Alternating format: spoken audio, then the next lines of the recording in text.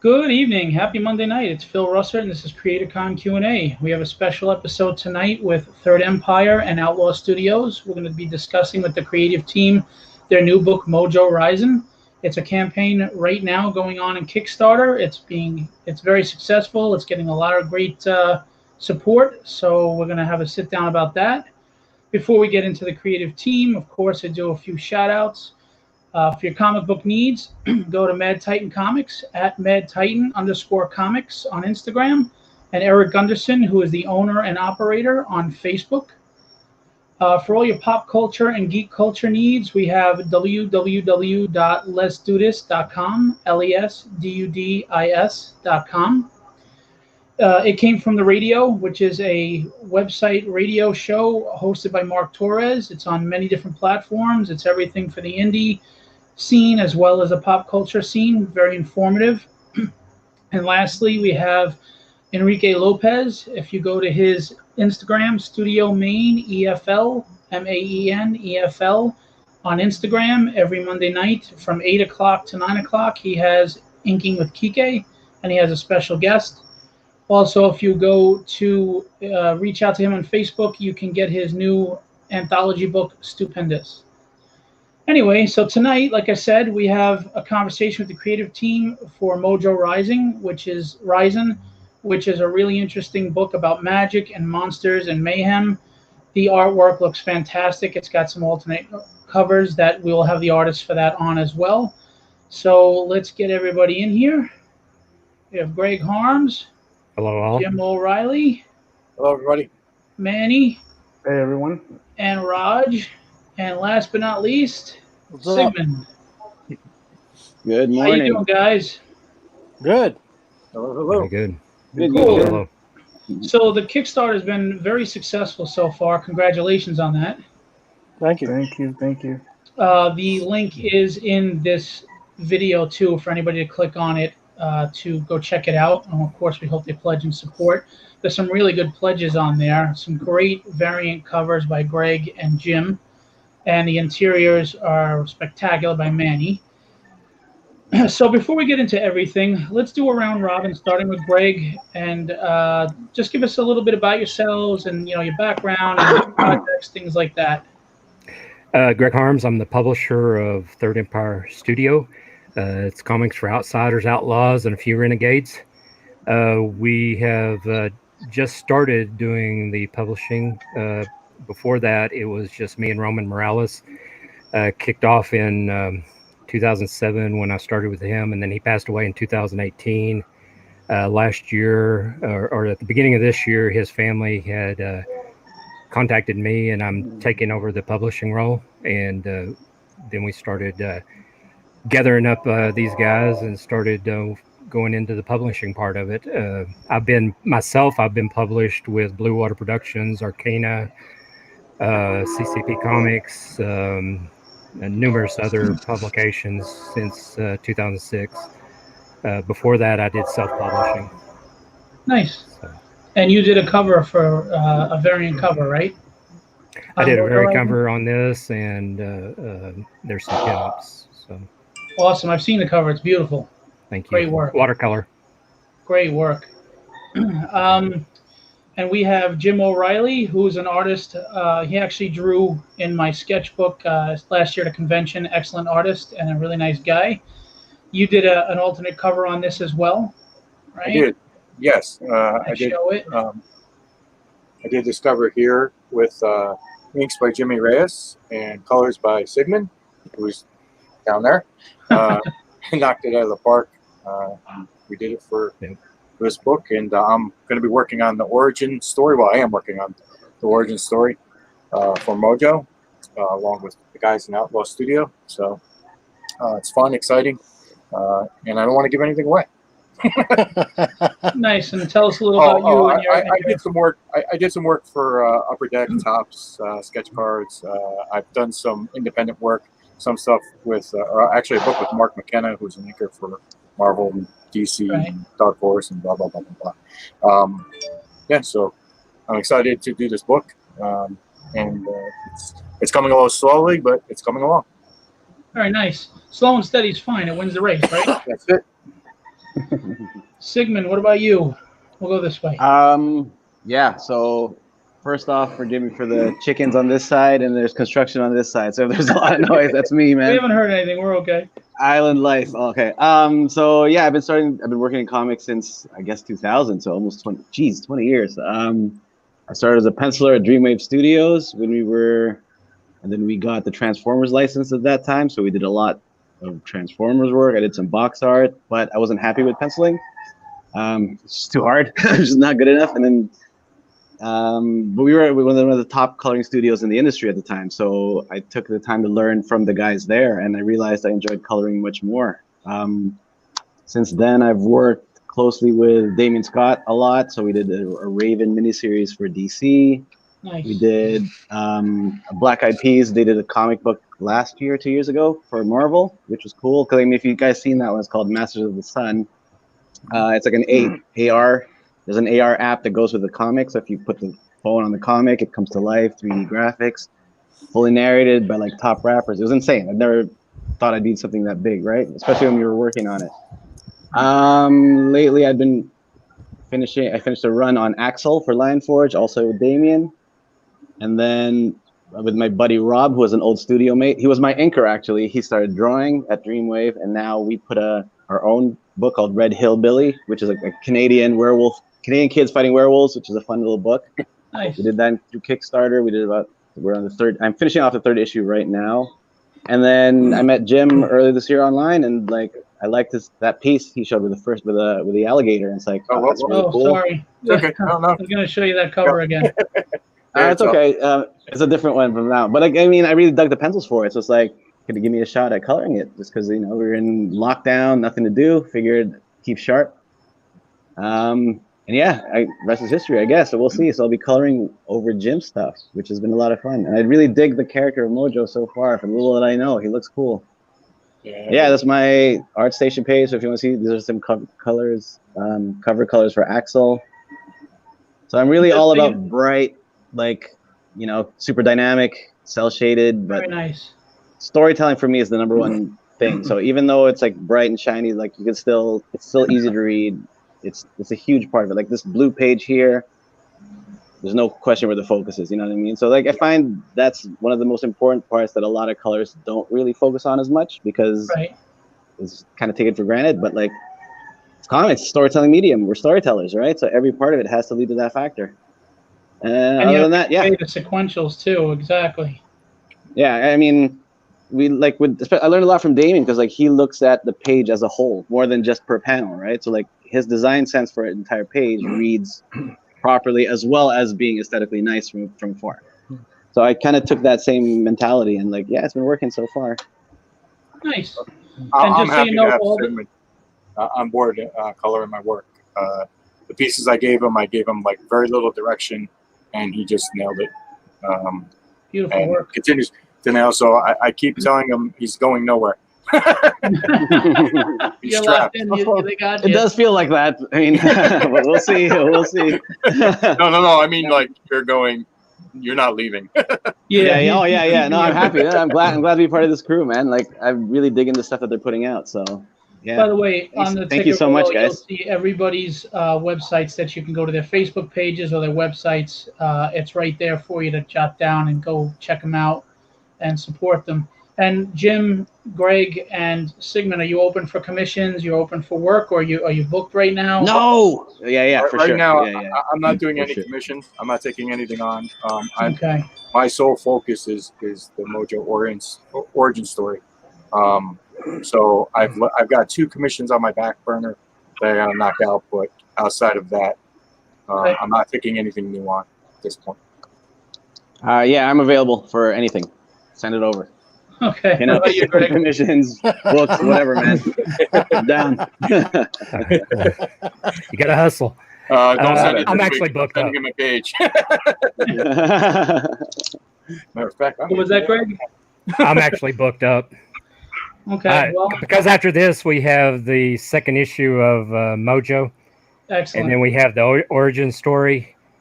And then we have some other publications. I have my Alien Skies, which was one of the last books that Roman drew. I'm coloring it, doing the writing on it. And then I have my wife's children's book that we're working on. So, Very nice. So I'm kind of booked up, but I try to work in some commissions here and there, but my commissions are at least 2 months out right now. Okay. And Raj, you are the owner of Outlaw Studios, and Mojo Risen is your baby. I know that you co-wrote it with Manny, but it was your creation, right? It was your dream to put this out there. Yeah, I was helping Greg at a convention in Oklahoma, and for me helping him, he said, "Hey, I'll draw you something." So that character just came to my mind, and he nailed it. So he's all these people started coming around the booth, and they were like, "Hey, is this yours?" You know, this, that, and just all kinds of people were just interested. So we were there, and we just said, "Hey, we ought to make a book about this." So I got with Manny, and we just started hammering it out, and the rest is history. Nice. And Manny, you not only helped co-write it, but you did all the sequential interiors for the book. Yes, correct. And here's the picture of the cover. Ah, well, that was the picture. Yes, but wow. See, I got to say, aesthetically, the character is really interesting looking. It's great. Just looking at the character alone draws you in. Very nice. Yeah, that's Manny's cover. Very nice. How many covers are there all together? I think it was like cover up to E, right? We got a lot. I think we just added another one, didn't we? So if you guys go to the campaign right now, you can see all the tiers. You can see all the alternate covers. Like I said, every one of them looks fantastic, and they have some great tiers out there for you guys. So let me ask you, how did you all get together on this project? I mean, who was the spearhead to the glue to get you all together and then work out how we're going to do this? Or was it more joint than just one person? Well, how we all met, I'll go back further. Except for Greg, I knew Greg because he lives in the same town, but Manny and Jim, we were working for another creator, and things went south there. So that's how we got together. And then Greg came up and he said, "Hey, we got this publishing we can do," and so that's how that came about.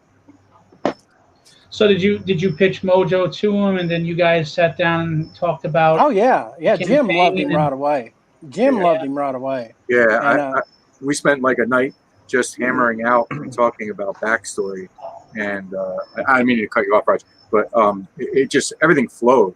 It just flowed. And we were tossing back and forth ideas. What about this? What about this? And these guys are so open and willing to make a good book that the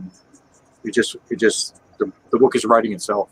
So I can really say. And I think us being friends, not just because we're working together, but we're actually friends away from comics. So that helped a lot too. Yeah. By the way, Phil Lockler's with us. Hey, Phil. Birthday boy on Wednesday. Look what he wrote. Okay, Phil. For those of you who don't know, Phil has his own show as well, and he's been a big voice for the indie scene. So go check out Phil Lockler's page and his shows. He's a good guy with a good heart, and he really wants to help indie creators. So I will have him on my show Wednesday on his birthday to talk about it. Oh, awesome. Yeah, Nice. Phil's a good friend of mine as well. So yeah, that's cool. Nice. Yeah, he's a good guy. I met him, I think, like 5 or 6 months ago now, and we hit it off. So yeah, he's a good dude. We do have a first question from somebody. The story is, it's something completely different origin from any origin we have seen out there. Jim?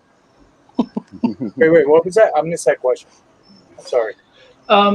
Dell was asking, is the origin different than anything we've ever seen out there?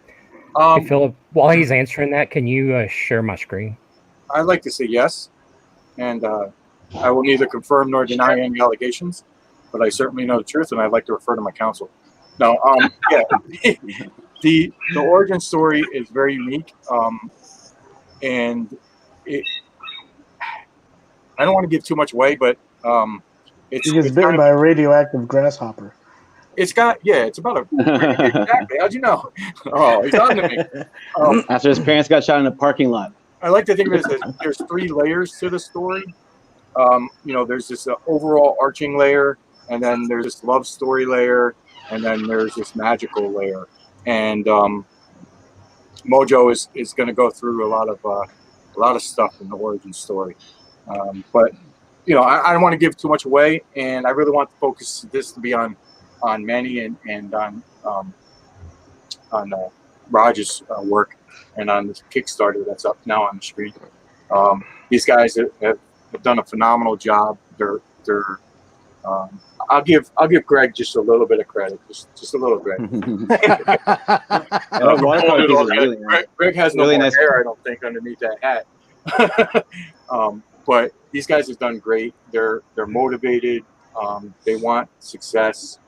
They want success not just for Mojo, but for all their imprints that they have coming out.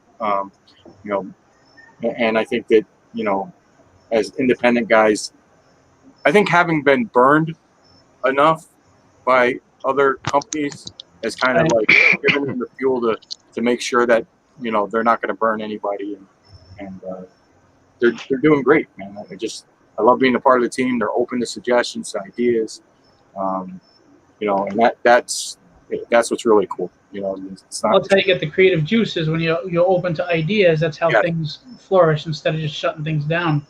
Yes. So, and I know Greg has a lot of other projects that he can talk to, that he has in the works, that he can speak on. So, speaking of the creative process, Manny, you had a good task there of co-writing and then doing the sequentials.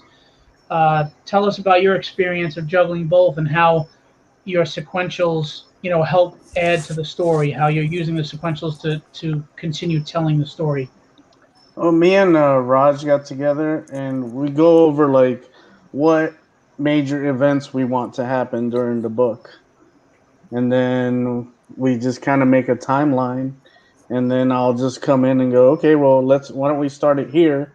And then it'll work its way to the next one, and I'll add the in-betweens of each event, draw it along, just keep it going and keep a good pace on the book.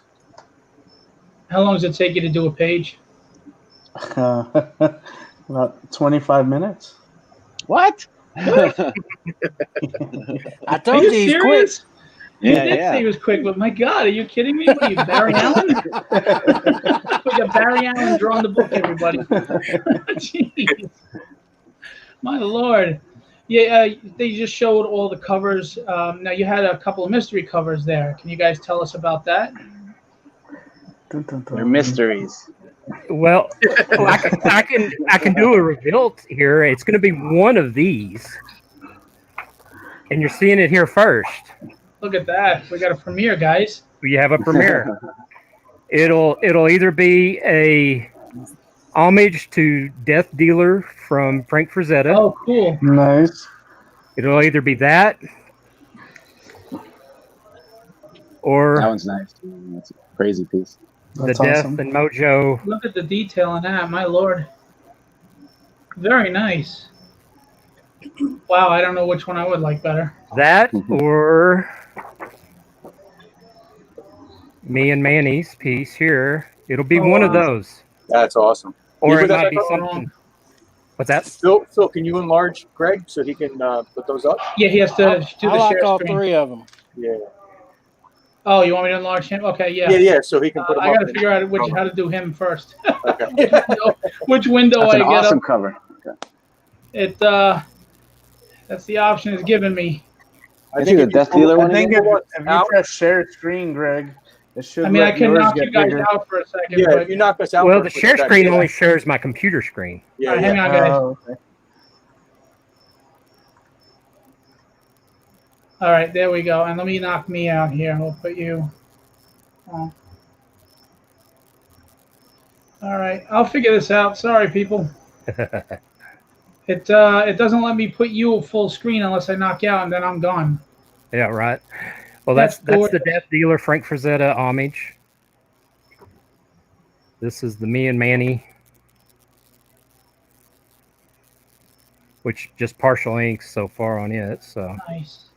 And this one's almost done. It just has some pencil left. That's got some insane detail, man. Beautiful. So still need to finish up on some of this up here and on Mojo. But so one of those will be the mystery cover, or something else. So you see what you're going to be pledging for, guys. You got a sneak peek there. I don't know. You better get on that before that tier is taken up. You know, that's the detail. And you did the inking on that as well? Yes. Wow. Well, inking's the first thing that I actually was hired to do professionally with a company other than self-publishing. So that was how I first got into the industry. Which one, Del? Do you want to get tattooed? Which one? That one. Yeah, I'm gonna get that. I'm gonna get that. That for would sure. make an awesome tattoo. That'd be nice. You gotta get the right guy to do it. Yeah, All right. Who drew that one? Who drew that? Is that Jim? Did Jim? draw that one? Who drew that one? That's all Greg. That's all you, Greg? Shit, that's it is. Oh, sorry. No, Super it's nice, man. We're having a conversation about what's the rating on the show. Is it PG? Is it G? Is it maybe PG-13? I was like, well, let's try to keep it PG. And they were like, uh-oh, I don't know if we could do that. That's really nice. Good job. Good job. Thank you. So Raj, what got you inspired to come up with, what inspired you to come up with the idea of the book? I mean, I don't want you to give away spoilers, but what triggered it? What came up with this inspiration? What inspired you to say, you know what, I got this awesome idea, and start jotting everything down and working with Manny on it? Hey, before you answer that, Raj, just real quickly, I want to introduce you to the person that keeps me going and all my artwork. And she hears about you guys, but I don't know. You got to look at that thing over there. This is my wife, Britt. Hello. Hello. Nice to meet you. She's the one that keeps me going. So she hears your names a lot. She doesn't know who you guys are. So I figured I'd do a quick introduction. Awesome. Sorry. Go ahead. Oh, so what got? I wanted a story that was based with. I like magic and stuff like that. So the whole concept of this book was about New Orleans is the last city. It's in a post-apocalyptic, but it's the last city that people can do magic in. So the last guy that was the holder of the magic, he's dead now. So the magic's up for grabs, basically. So you got all these creatures and villains all coming to New Orleans to see if they can grab the magic. And Mojo is your anti-hero, and he's trying to keep them from getting the magic. So that was the base story of it. And it has an interesting cast of characters, right? I mean, there's an interesting sidekick, I believe. Would you call a sidekick? Yeah. The motleyest of crew that join him. Grab the magic is the best sentence that's been said so far. Grab the magic. And what made you guys reach out? How'd you connect with Sigmund to do the colors on the cover at this point, being all the way in the Philippines? I think I had posted up the ink version of it and or the pencil version. It was just the pencils. That was just the pencils, yeah. And Sigmund had made a comment on it saying, "Hey, would you mind if I tried coloring that?" I said, "Sure," So I sent it to him. He colored it, and I gave him like a few. Actually, I don't think it was it the cover. It was actually page one. It's the one on the tree. It's the one he's up in a tree. That's it. Yeah. It's the chapter page that he did, and I gave him very little instruction on it. And actually, I'll be trying to bring it up here. You said sunrise, so yep. I think that's good. I think it says sunrise and green for the magic, and he absolutely nailed it. And then when I was looking at the colors from the Mojo story, I was like, wow, it's different, but yet it still matches what they're doing. So it's this page here. So wow, beautiful. Yeah, sorry, my computer is slow today. Sorry, computer. That is the origin story, and that'll be out next year, 2021. Yep. Now this is issue 1. I mean, Raj, did you and Manny plot out a story over how many issues that you plan on putting out one after the other, or? Yeah, I think we got 6, and then we'll do a trade. Nice. And then, but I can do about 3. There's 3 characters I really like besides Mojo, and I'm sure we'll do one shots of them. Yeah. Do you plan on ever creating like a universe? Yeah. Oh, absolutely. And That'd be awesome. I've got other titles I'm going to be doing. I'm going to be doing Skinwalker Ranch Chronicles and Desolate Angels that I'm going to be doing besides this. And then Manny has some titles, and then Jim does too. So Yep. Very nice. That's awesome. We're going to be busy. Yes, we are. Really nice stuff, guys. Will you guys be hitting the con circuit when they open in 2021 to show off the books as well? Will they be retail after the campaign is over and fulfilled? Yep. Yes and yes. I'll be hitting the East Coast. And yes.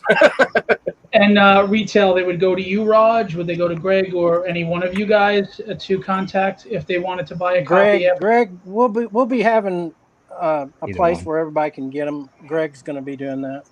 Excellent. And, obviously you guys always come back anytime you have another campaign, anything. Thank you. We want to help. Thank you. I appreciate it. You're gonna regret that, Philip. I'll see you tomorrow. Hey, that's a good question right there, Manny. Take that question. That's a good question. The character is based in voodoo, and since I'm a voodoo priest, I like to add a little bit of realism to it, but still have fun with it and make it over dramatic without making voodoo look evil like other people do, which it is not. So, yeah. Nice. It'll be heavily based in realism, but also over dramatized stuff too. That's a good question. Appreciate that. Now, not to put you on the spot, but some indie guys, when they write a book, they have a tendency to make the text, the literature in the book, kind of explain everything, as opposed to allowing the art to share that process. Do you know what I mean? So how do you, as a writer, Raj and Manny, how do you balance it out where the dialogue and the text in there doesn't explain too much and talk down to the reader, to where you're allowing the freedom of art to express itself as well? Do you know what I mean? That nice balance of the art explaining just as much, so you're not talking down to the reader. I don't think we have. We don't have that issue on ours, but as far as the balance, I'm a fan. I'm a comic fan, first of all. So I think when we were doing this, it's something that I would buy. That's how I looked at it. Something that I'd want to read. So to answer that, I mean, I know what I like, and like you were saying, I don't want it to be like that. So that was never an issue, really. Nice. Yeah, I kind of drew the stuff out. We knew what we wanted, and then we just added the dialogue later. Yeah. And how long was this process? How long did it take the process to get it? Can you go through the process from conception to product? It took Manny an hour to draw it, though. So I mean, that out of the way. Hour? What are you talking about? He took a 10-minute break. Hey, I had to stop and get something to eat. Let the dogs out. From the time we worked on this. Sorry, go ahead. We worked on this book for a year. I mean, and it changes. It was changing back and forth until we molded it to where we wanted it. We're already on book 2. Halfway through it. We know the story and where it's going. As far as it a process, it just came. It's come naturally, crossing our fingers. It's just flowing really good. I can't explain it. So it's like a rock band. When you all get along and you have that chemistry, everything works smooth, right? Yeah. There's no egos, butting heads, or anything like that. So I think at this point we also need to mention Edwin Artex, who's the colorist. He's the colorist, and he's part of that process because he'll take Manny's stuff and then add those colors, those vivid colors. And I've known him since kindergarten, so we work together. Edwin Badillo is our colorist, and his colors are insane. Yeah, insane. And what about? And you have a letterer too, Keith Braun, and Keith Braun is one that He and Roman and I worked together when Roman was alive, when we started Third Empire in 2006. So I've worked with him for many years now, and he's lettered well over 30 probably properties. So. Wow. Lettering is a lot more difficult than people realize. It is an art, Yes. and it can make or break a book in a lot of ways.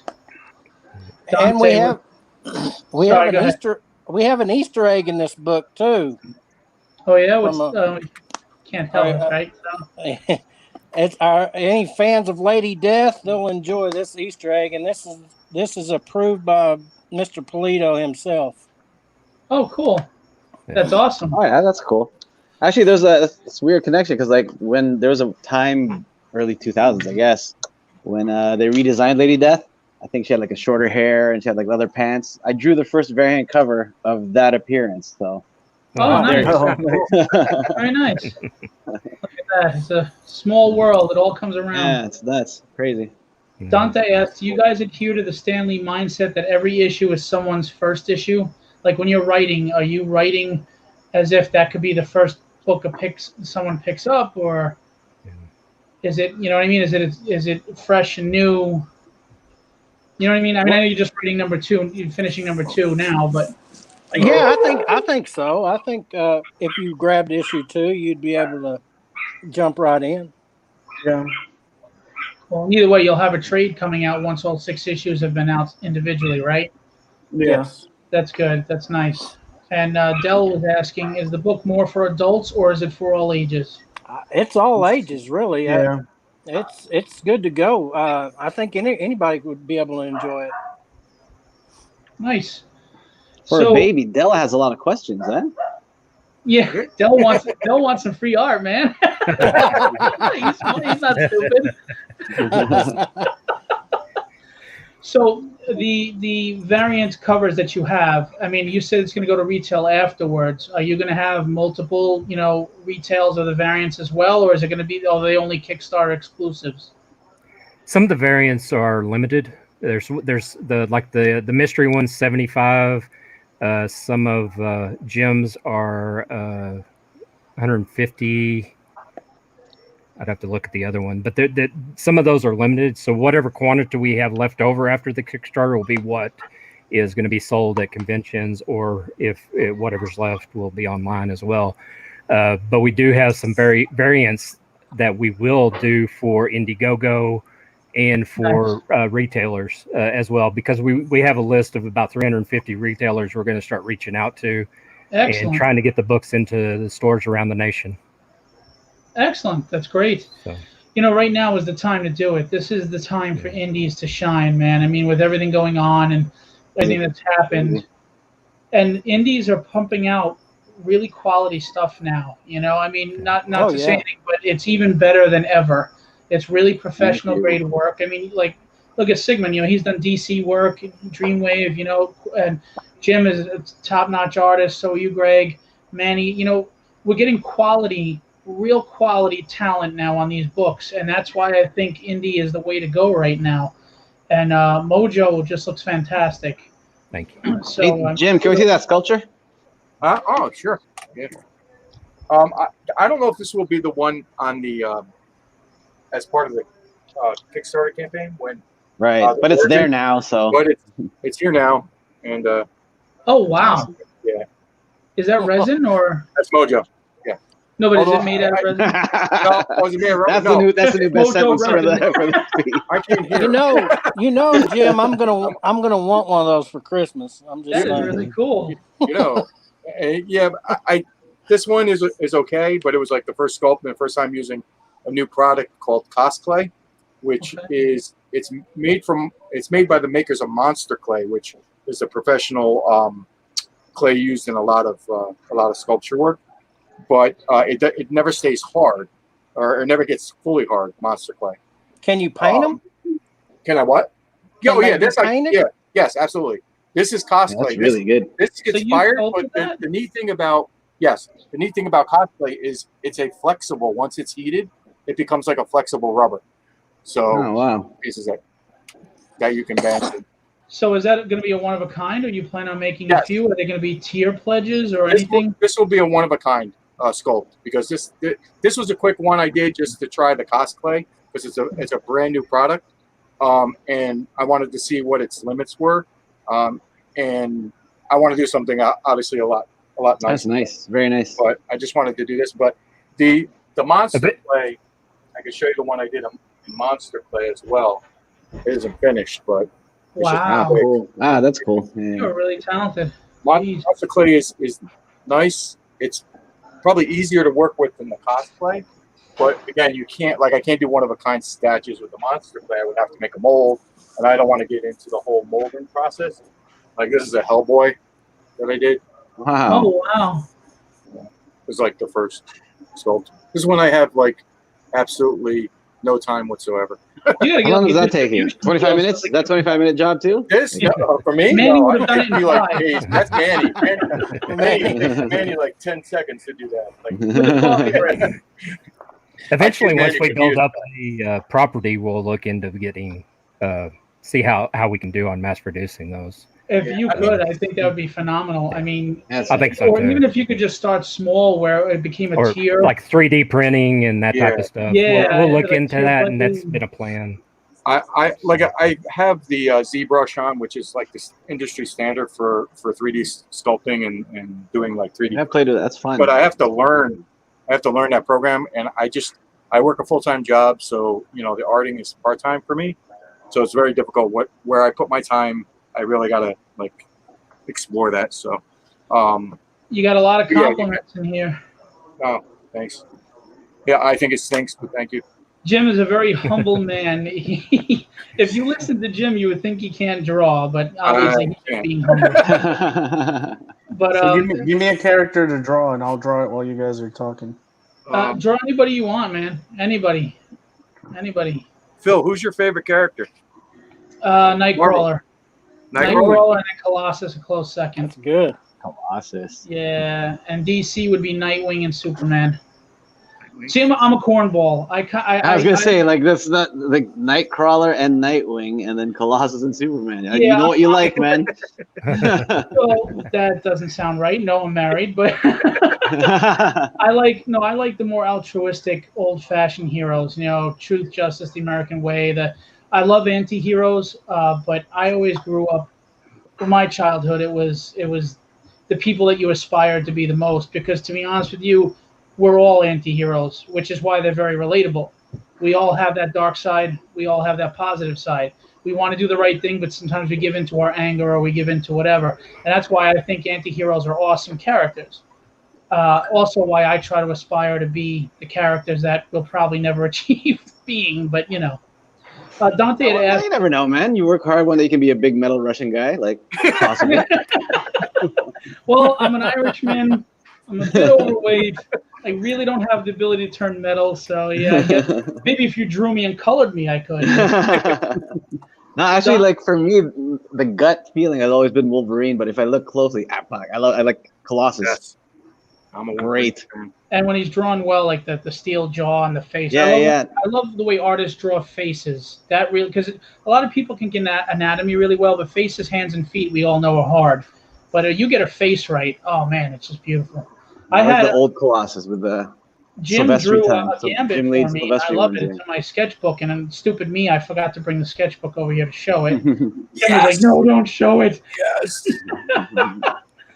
Dante had asked if you ever showed Mike Mignola, that Hellboy statue you did. No, it's actually a recent sculpt. So, it's COVID hit and all that junk. I do a lot of. I was doing a lot of shows, like Baltimore. I did New York City and stuff like that. So, but yeah, I hadn't had a chance to do any sculpting when I was doing the shows. So. Someone's getting a call. Pick it up. Yeah. Sounds like the Predators there. Yeah, click. So, how many days left in the campaign? 9. 9. Okay, cool. And you guys 9 or have been 10. very successful. I'm very happy for you guys. We're plugging along towards another stretch goal now, so we're about $205 away, and then we're looking at another milestone of 125, and we're at 112 backers now. So But we've been Excellent. unlocking milestone rewards, and we've been unlocking stretch goals. So Nice. And can you there's a tell us whole about some of those, or? well, you get one of the stretch goals was a $13 Mojo buck, which was designed by Ardex. Cool. There's trading cards. There's bookmarks. We added 4 pages of character bios on the last unlock. Let's see. There's some tarot cards that we're unlocking. So You got to get Jim to make a voodoo doll. I think my wife already has one. I get these pains in my back, and I know she's upstairs stabbing that thing. I'm telling you. I would commit to a Mojo. Colossus doll. Just kidding. So Greg, if you want to talk about that, I would commit to doing a Mojo bust, a sculpt, a one of a kind. If you want to, I don't know how the tiers work on all that stuff, but. Cool. Look at this. They're coming up with stuff now live. We'll have to talk offline and see what we can do. Yeah. And meanwhile, Manny's already done 15 sketch cards, people. Right. Well, Dale did ask for a Batman, and he's really plugging hard to try to get one of those best questions. Let me see. Cool. Oh wow! Look at that. He is fast. Jeez. Mhm. And I was inspiring. I said Superman, and there you go. What do you guys think of that Batman trailer? Oh yeah, it's going to be great. It looked interesting to me. I mean, I don't knock things until I actually see it. I don't see the sense in going nuts over something because you're not seeing what the final product is. I'll see anything really if it's comic book related. If it's comic book related, I'm there. I'm gonna watch it. I think most of us are, right? Yeah. So, speaking of comic books, have any of you ever? I mean, I know Sigmund worked for DC. Have any of you ever wanted to work for one of the big two? Early on. Yeah. I'd say. I don't now. Yeah. Yeah. Well, the freedom of everything is wonderful. Yeah. Being a part of your own creative thing, right? Yeah. I found my niche. Nice. Here. Nice. And would you guys ever want to pitch this to like Image, where you keep your creator-owned rights, but you get the distribution to them? Or would Not you rather Image. just build Third Empire? Not Image, but Scout maybe. Yeah. I Cool. prefer Scout over Image. Yeah. They Well, have we're not good going to books. throw you under a bus, so I'm not going to ask why. Scout's rocking. They're putting out some good products. Scout has got some good books. Yeah, you know, I really think there's room and a need, and I think people are starting to realize and see that more variety is a good thing. You know, I mean, we always did have the Dark Horse and the IDW. IDW is becoming bigger. They're becoming more popular. They're getting more copies sold. So I think this is the time, man. And I'm glad you guys are successful with the Indiegogo. I mean, the Kickstarter. Now, are you going to do an Indiegogo after the Kickstarter? Yeah, we'll roll it Yes. over into an on-demand. Awesome. So, but it'll be when we have the books already printed. So when they hit the in demand, it'll be like a pre-sale. Because the money will be taken out right then, and we'll try to ship it out within 7 days. Will you all? But even though it's already done, will you have any other tiers or incentives or anything like that with the in demand? I need to look at that closer. Right now, I didn't plan on it, but I do need to look at that. Okay. Oh, talk to Jim on the side. He's got a bust to talk to you I about. know, right?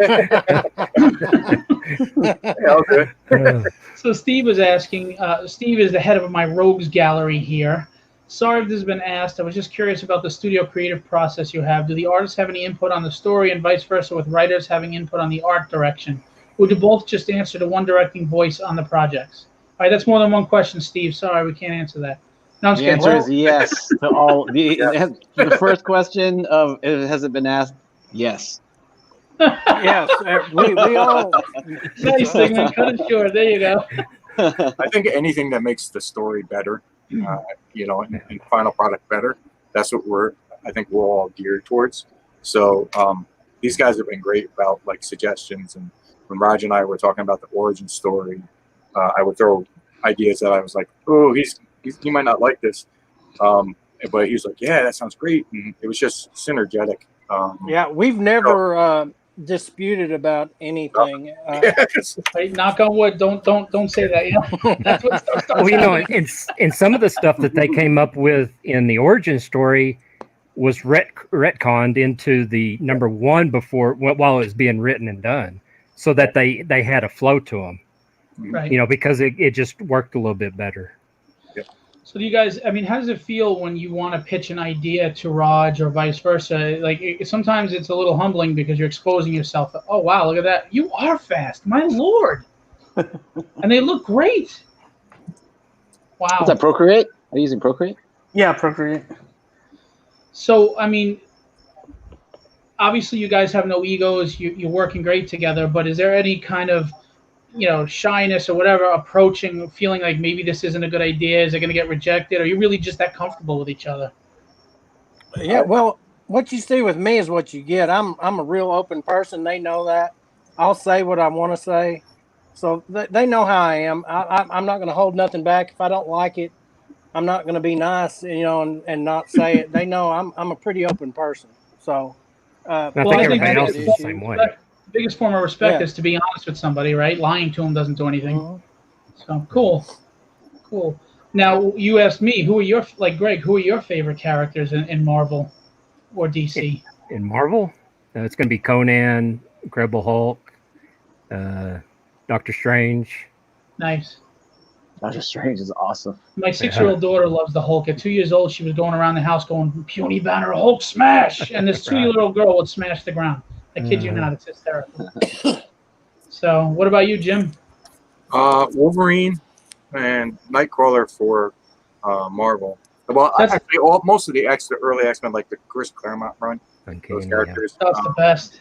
You know, I'm not like that old school kind of dude. But by the way, I have a Nightcrawler like the Jack of Hearts. If any of you know who the Jack of Hearts? Yeah, we know. I know. Yeah, I love that limited run series. That was actually the first, well, actually the second comic book that I ever had. I love that character, that whole idea.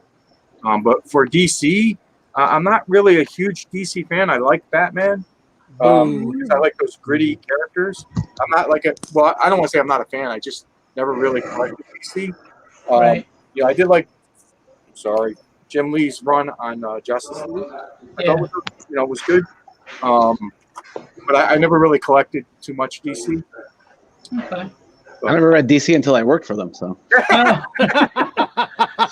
But then when I did, I got it. It was cool. Like as far as like, I grew up Super Marvel, which showing all the flaws and the humanity of all the people. But then when I started reading DC a bit older, it's like, it's that pantheon of gods, which is like, you know what? Yeah, there is that time for that, man. Like sometimes you just want to see superheroes, right? Well, DC was smart when they brought out Secret Identity. They kind of explained why their villains were always goofy and stupid, and they made a credible reason. If you've never read it, you should. It was brilliant writing, and it made their enemies, their villains, serious now. Because to me, a hero is only as good as the villain. If the villain is easy to defeat, it's like, well, the hero's never been tested. How much is he sacrificed? Look at their movies. I mean, can you name one of the villains in these recent DC movies? Yeah, there you go. And who are your favorites, Sigmund? Long Shot. No, I'm just kidding. I love Long Shot. What's I would have luck. Are you kidding me? I'm in the casino every day. That's it. I'm out.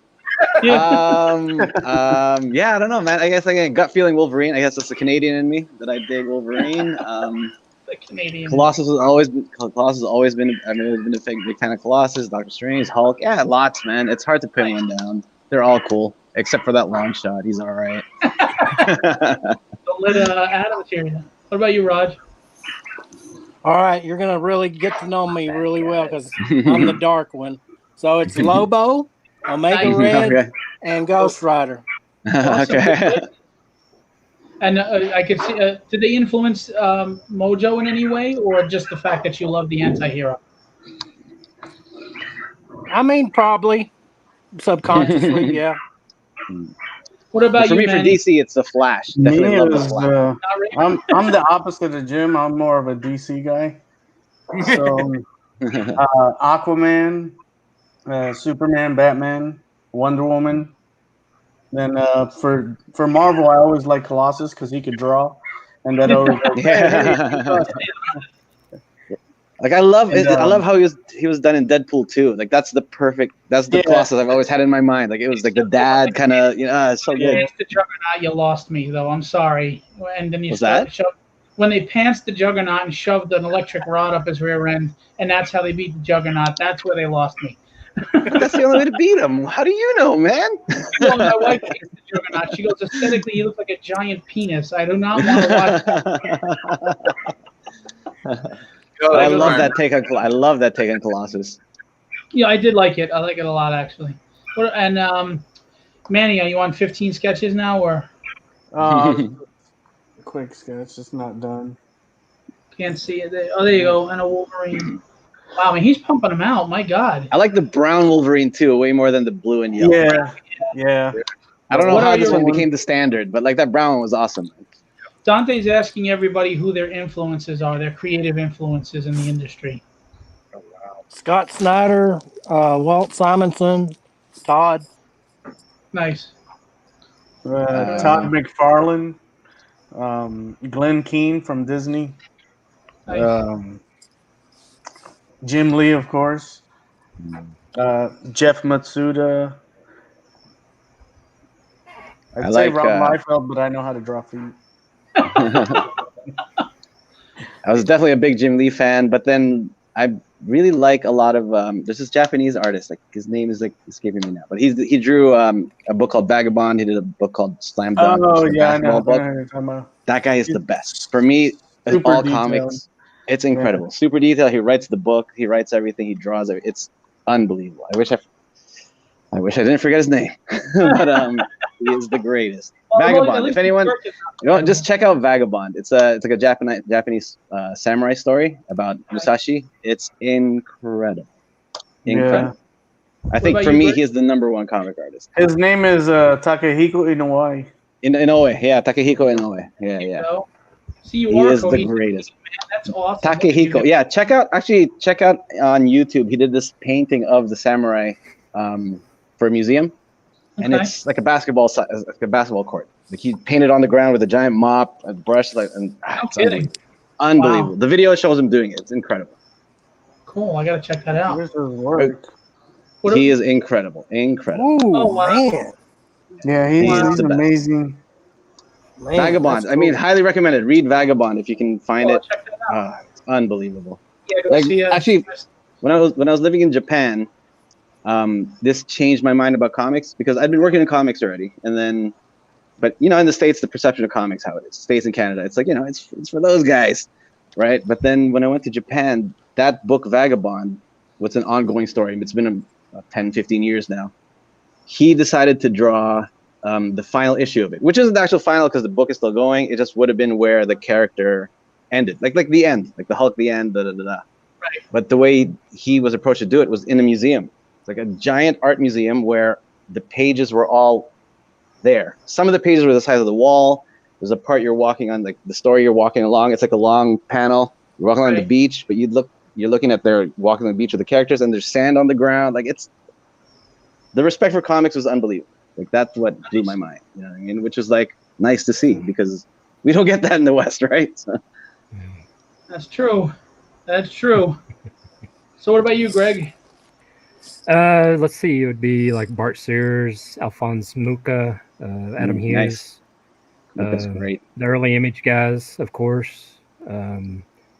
Scott Snyder, Sean Gordon Murphy. God, there's probably a whole lot more. Yeah, so many great artists that have been. What's your favorite song? Same thing. You're right. Yeah, it's but I mean, growing up in the or collecting kind of in the late 80s and 90s or even late 70s. You have Bernie Wrightson. Phil, man.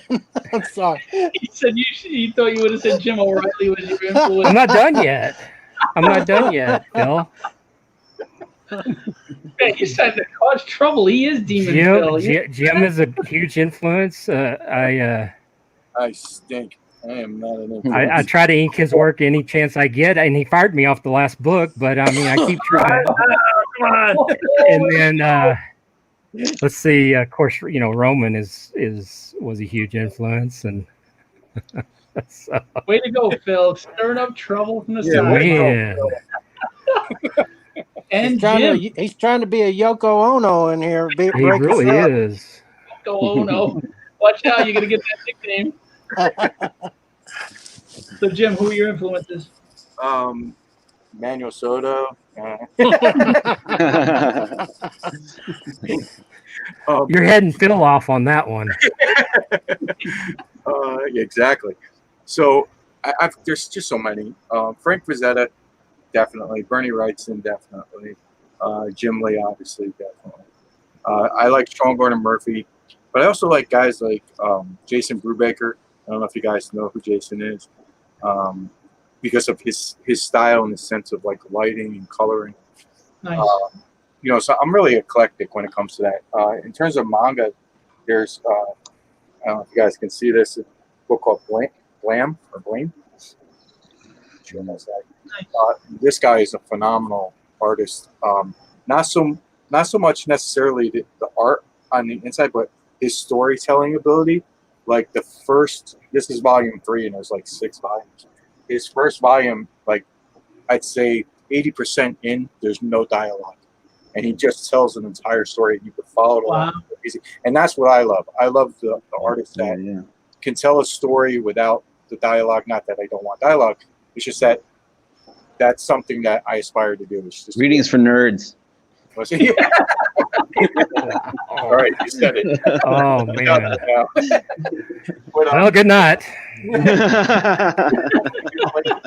like I never thought I'd care for Doug TenNapel and Earthworm Jim, but I got the book and I looked at it and I'm like, oh, this is really, his storytelling is good. The style's not really for me, but his ability to tell the story, which was awesome. So like there's so many like really good artists that influenced me. But what that reminds me of? Is why where really That reminds me of Jeff Smith with Bone. Yeah. Very simplistic, cartoony art, but the story just it flows. It's really entertaining. So I know what you're saying. Look at him! He went with Nightcrawler. But I can't win it. That's not fair. You guys know? Are you guys familiar with Alex Nino? Does not ring a bell. Okay, so that's another guy you should Google him. Like he's an artist. He did DC work. He's from the Philippines here, but this was in the 60s or 70s when DC hired a lot of Filipino artists because they were cheaper at the time. But this guy Alex Nino is revolutionary. Like you see his designs, like page layouts, everything is unbelievable compared to like what a lot of people are still trying to do now. It's still ahead of its time. So like Alex Nino is crazy. Nice. He did a lot of Doctor Strange, like a lot of trippy stuff. It's unbelievable, unbelievable. So I'm going to pose this question to everybody, and you guys just chime in as you see fit. What advice would you give to aspiring writers and artists who want to start their own book and do a campaign and get this thing going? I mean, what would you tell them? Do it. Get involved. Sigmund, this will be a short show if you keep answering like that. Getting the ball rolling. Just getting the ball rolling. The only person holding you back is you. Grab the magic. I would say make connections in the indie community. Get to know people. Find Ron. Ron could probably help you. Stay away from Phil Locklear. Yeah, Demon Phil. Don't go near Demon Phil. But just make connections. I would say get to know. It's a smaller community than people realize. Right. Everybody knows everybody. Especially now. Yep. Yeah. It's funny how it's like how everything has been like everyone's more isolated, but everyone is like closer. You know what I mean? Like it's crazy. Yeah. It's crazy. Well, like an example, not comics related, but like I listened to that Mark Maron podcast where this guy is getting guests he never would have got if he had it only in the studio. You know what I mean? Like you're more isolated, but you have more contact, more access to everyone. Weird. Absolutely. And if anything, the recent events have shown us the value of this virtual experience. Yeah. What happened? What events? Something happened? Yeah, Colossus farted or something. I don't know. So what about you guys, Manny, Jim, and Greg? Chime in. What would you tell them? Well, Greg did say, but Go ahead. Who was speaking? I didn't mean to cut anybody off. anybody? I mean, art-wise, draw. Study Yep. your anatomy, study composition, and go outside of your. If you're gonna be a comic book artist, look elsewhere. Look at fashion design. Exactly. Go look at other stuff. See how they do things. It might influence you and change the way you see things. What beginners don't realize is like a lot of, especially like pencilers, start by copying, or Right. just solely looking at the people that they like. Mind, right? They have to Well, copy. yeah. I mean, but when they're copying it or they're looking at it, they're picking up the mistakes that their artist that they like is making. Also, like I always liken the comic books to like jazz, right? Because like anybody can draw realistically, anybody can play the notes properly. But with comics, you have to find that one perfect line, because it's not grayscale, it's not scratchy, it's not this and that, right? You have to find that one line. It's not easy. So like in order to find that one line, you got to be able to draw everything to the best you can already, and then you break it down to that one simplistic line. So it's like, Would you practice, say draw man. life is important? Yeah, for sure. Oh, I mean, for sure. Like learn how to do it first, and then you find your voice, right? Because I mean, if you can learn from drawing, if you learn drawing by looking at Jim Lee, you're gonna draw it just like Jim Lee. It's gonna be great, but everyone's gonna have the same face, right? You're just gonna be a clone. Yeah, I draw just a like mean square. I'm just telling you right now. It's not straight. It's just mean. mean. What about you, Jim? I'll echo off of what Sigmund said in terms of like drawing from realism. I think it's important, but to me, I find that easier, to do a voice than of course you have to draw a comic book character, because you have to be more creative. You have to you have to use your imagination more. And you have to be able to draw everything. Right. Draw that toaster. Yep. So it's a challenge. In 13 panels. For advice, I would say, if you're an artist, put your stuff out there. I mean, we live in, we didn't have what we have now back in the 90s and the 80s when we were trying to break into comics. It was snail mail to mail your stuff out. You want people to see your work now, post it, put it out there. Don't be afraid to get criticism, because criticism helps make you better if it's constructive. But you suck. so That's not good. Yeah, that's criticism. Trash. But I don't like that hat. the time that you put in is the time that you're gonna get out. So yeah, I think just do the work and don't be afraid to put yourself out there. Yeah. Use reference. I mean, like when I started drawing in 2000, the internet was definitely not what it was now. So like we would photocopy or just tear out pages from books. Like we'd have reference folders just of bridges and cars and trees. Like now you just Google everything, which is perfect, right? Google it, but don't trace it. A lot of people trace it. Don't trace it. Well, to me, I'm like 3D modeling. I think it's fine if you're creating the model and you're using it for perspective. And then for sure. You're embellishing it, that's fine as a time saver, but you should still know the core basics. Like you should be able to do perspective without a 3D model. You know what I mean? But if you're trying to put out a book and time is of essence, then there are tricks to the trade that everybody uses. But just don't rely on them. Don't let them be your clones.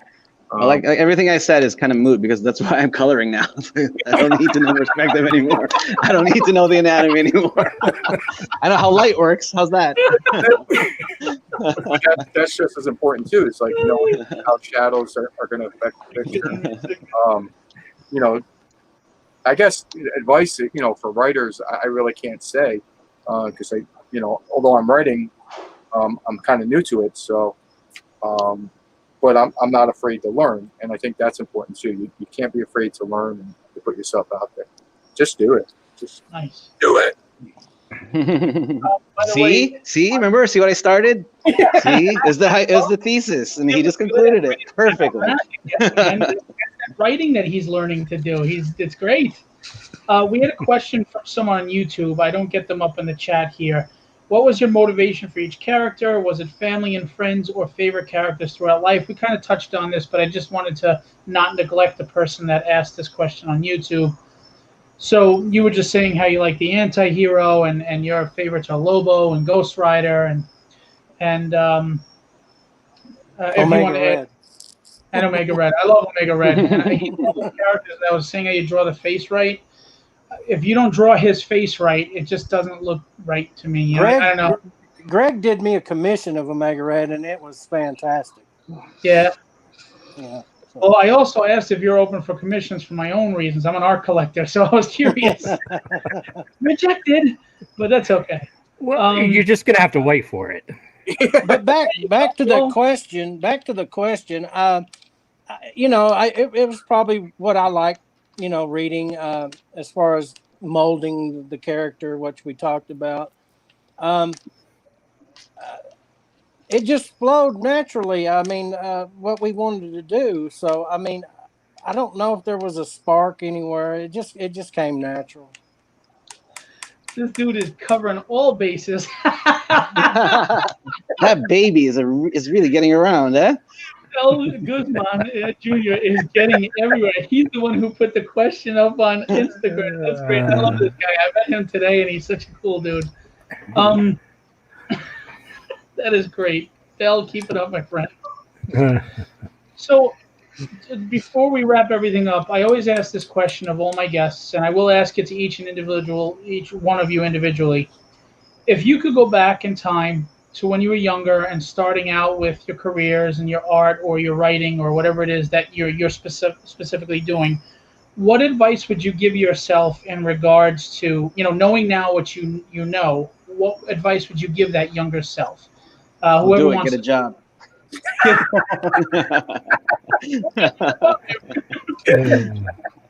Oh, I guess we'll start with Sigmund. What would you? No, seriously. No, man, just keep going where you're going, really, because like, it's what I wanted to do. It's what I still want to do. So just keep going. Like, there's nothing else I can really do or have the passion for, right? Cool. What about you, Greg? We'll go that way. And save your money. Yeah, don't take 6 years of college and yeah. There's that as well. Just draw. I would just say to keep going. I mean, Todd McFarlane has that story where he got all those rejection notes. Mm-hmm. Well, I have the same thing. It's back digital webbing. I sent out so many. I had people tell me that I should give up and quit doing art on one thing, and I had another say you'll never work in the comic industry. And wow. There's many of those things. Well, and the thing is, most of those guys aren't working in the industry right now, and I am. I mean, so their opinion meant zilch. So unless you would take unless you would go to them for advice, don't take criticism from them. Gotcha.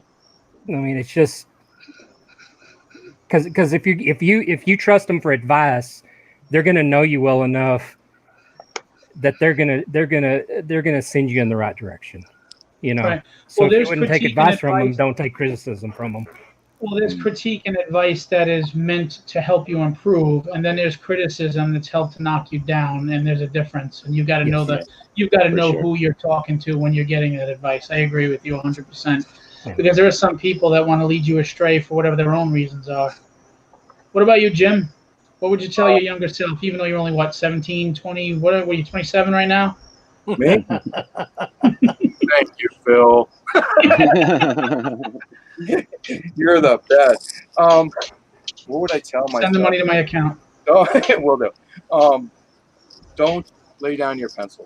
That's what I would tell myself. And I did that for a good number of years. I thought that the only way to sustain the family was, the 9-to-5 job.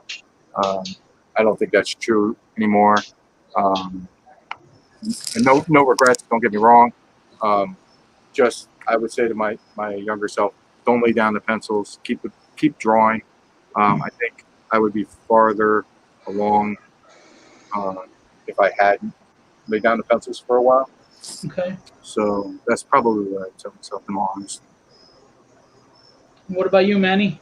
Same thing. I stopped drawing when I joined the army, and I was in the army for 14 years. Thank you for your service.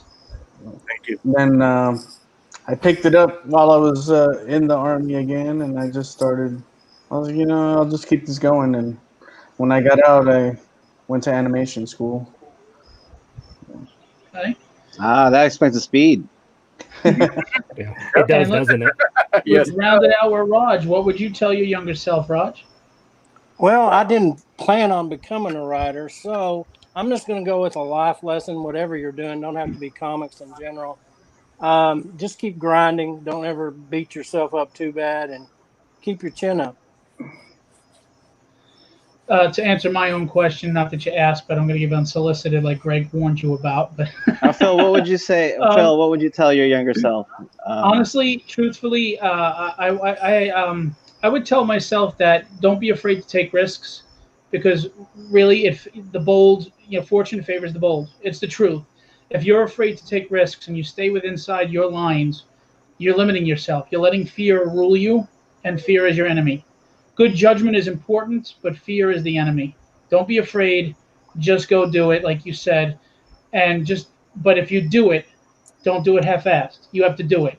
Put in 110%. Take the shots that you get in life, because life is going to throw them at you no matter what you do. Don't cry about them. You stand up, you dust yourself off, and you start swinging back. That's what I would tell myself. Grab the magic. Grab that magic. Dante would tell you, buy Apple and Amazon stock. Yes. Agreed. Jim O'Reilly's commission just opened up for Phil after that comment. when I said before you were younger. So before we wrap up, please, again, give me everything. Tell me about Mojo Risen, everything you want to say. Get everybody over to that page. The link is in this video. Go there and support, okay? It's magic, it's mayhem, it's monsters, it's fresh, it's new, it's exciting. The artwork is fantastic. They have some great tiers with variant covers by Greg and Jim, and Sigmund, who colored some of it as well. And Sigmund is a fantastic colorist. Sigmund is open for commissions and work right now for some projects. Greg is booked up with commissions because he's working on the follow-ups to Mojo. Jim as well. Raj is busy working on the rest of the story with Manny. So please plug away, say anything you want, guys, before we wrap up. And then, Manny, I'm going to ask you to show those sketches again. For me, it's the first time meeting these guys, meeting these guys face to face. So, pleasure, gentlemen. Thank you so much, man. Thanks for having me on board. Thanks, Sigmund. Thanks for being on the team. It's absolutely. Well, they can find sorry for being a wise ass, but not that sorry. Sigmund brought the comedy relief, and he wasn't the Jar Jar Binks when he did it, so we're good. Oh, come on, man! You're gonna insult me like that?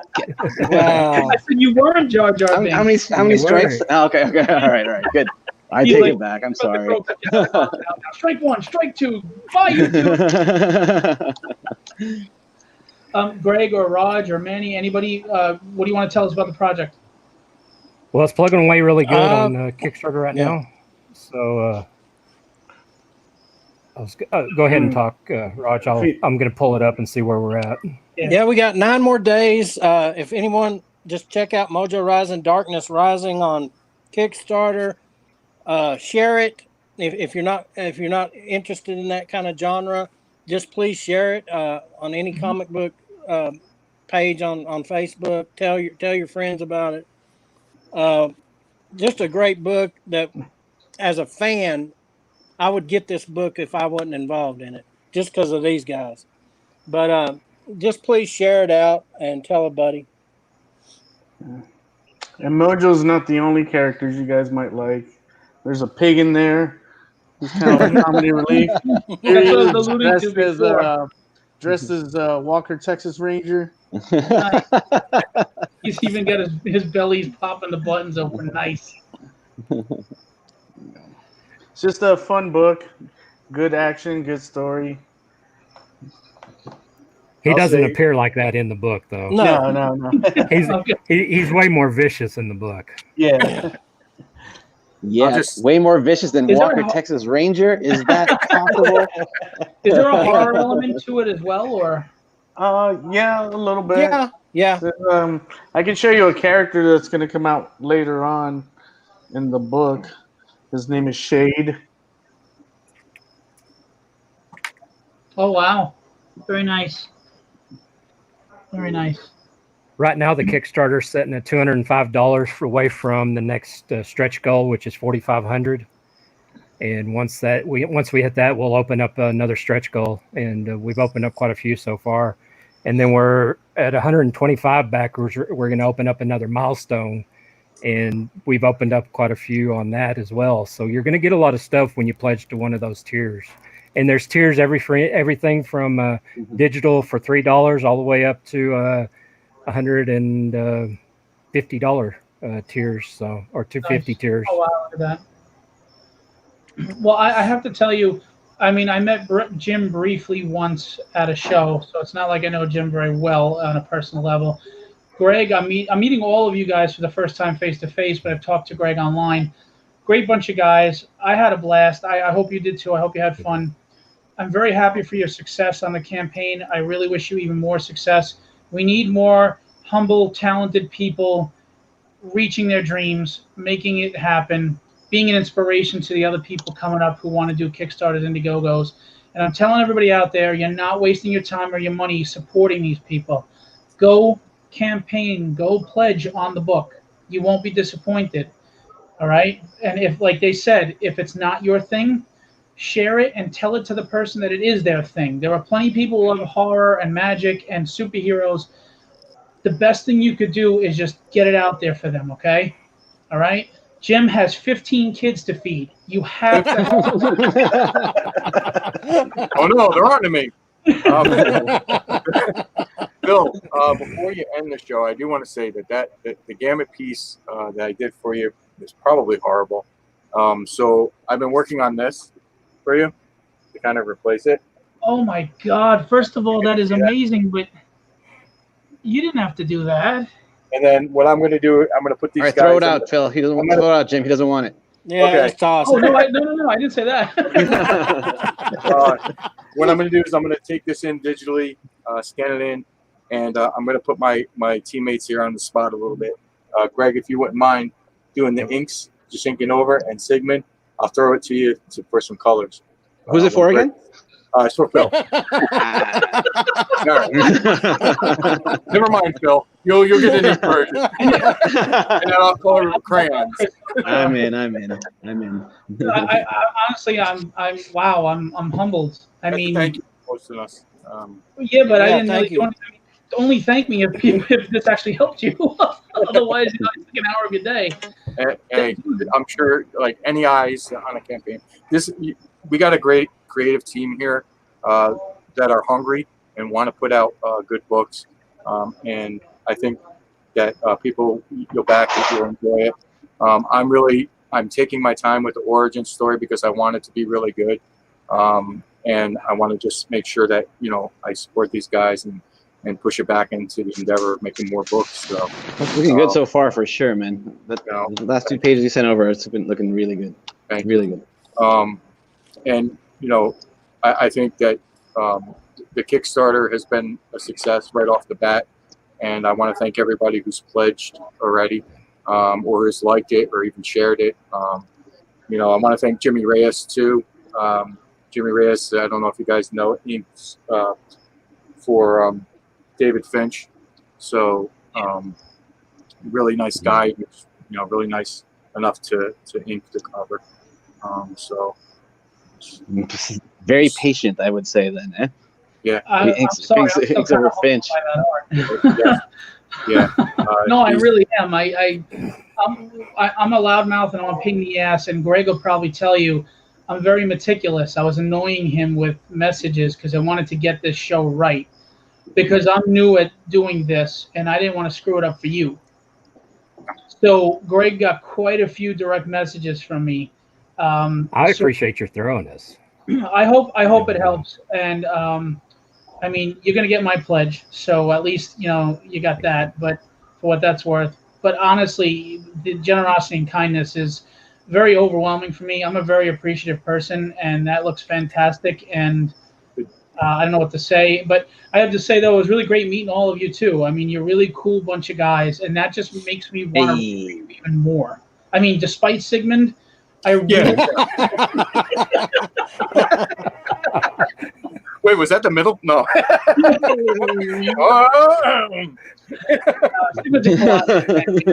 Right, yeah. And Manny, it was very generous of you as well to be drawing and to be offering the free giveaways to the best questions, which you guys will determine the best questions and let me know, and I'll make the announcement. Is that how we're doing it? Yeah. I have the winners right here. How many sketches do we have? How many sketches, Manny? I got 1, 2, 3, 4 sketches. Oh, I better add another name. Because the YouTube question was already taken. It's the same guy. I'll go back and finish these up. I have go Dell. back and clean them up. Okay, yeah. This way. So Dell, Steve Garcia, Dante Hicks, and we need one more winner. That was the other one, but he doubled up on us. So okay, Philip, why don't you choose one? Okay. Me.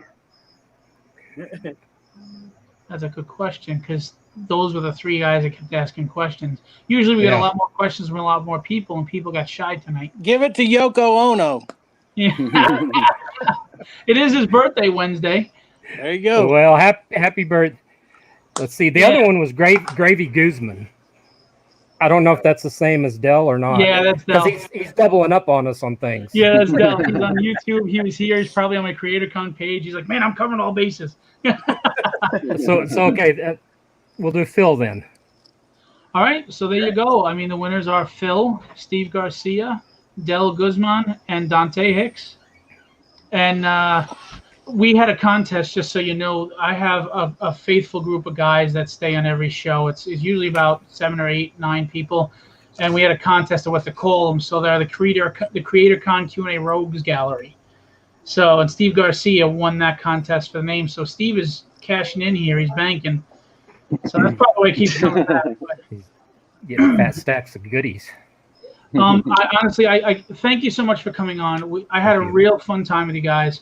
I will be pledging before it's over. I wish you much success. You can come on anytime you want. I'll block Phil Locklear from the comments section. And I have to say, you guys have been fun. You've been entertaining. And you can see the chemistry you guys have, which is why I'm sure Mojo is going to be very successful. Thank you. Yeah, it's fun to be with these guys. You are the pre-Yoko Beatles, so that's good, man. We'll just have to keep that breaker from messing. That's why I'll block Phil. Hang on, we got new comments here. It's probably Phil. Hey, Sigmund, I want to say thank you for coming out. Appreciate it. I know you're in a totally different time zone over there. No, man, no problem. Thanks, guys. Thanks for having me. I mean, he told me nice way to start the day. But we should be in the next page very, very soon. So sure, yeah, I'm down. All right, I'm here. And I'm going to talk to you also. I want to talk to you on the side, Sigmund, as well about something, a project. Ooh. And a commission. All right. Yeah, man. Sure, sounds good. Cool. Thanks, guys. Great meeting you. Greg, Jim, Manny, Rod, Sigmund. Much success, fellas. All right, and I will see you soon. Yes, thank you. Thank you. Everybody get their websites and stuff here. So thanks, guys. all right. Thank you. Thank you. Are we off? All right, so that was our special edition 9.5 episode with the crew of Third Empire and Outlaw Studios. I had a lot of fun. I think they were a great bunch of guys, and I have to tell you, Mojo does look fantastic. So just to reiterate, please, we have to support the indie guys. They are the backbone at this point, you know. They care about putting out quality work for the fans. Their love, their passion, and everything that they want to put out there is because they are a fan too. And if we don't support them and they don't succeed, then you're feeding the machine that doesn't care about you. We have to support these guys. They're talented. They're good people. They love what we love, and that's why they want to put this out there. And you know it's going to be quality because it's the stuff that we want to read because they want it. So again, go to the Kickstarter, check out all these websites scrolling below, follow these guys on Facebook, and go to their pages and show them a lot of love, okay? Very grateful for you all coming out. Tomorrow night we have another indie artist, Chris Mad, and on Friday we have Meredith Finch. They're both 9 p.m. times. I do appreciate all the support I get from this show. You guys are awesome. I wish everyone health, success, happiness, and I will leave you with what I always leave you. Have fun storming the castle.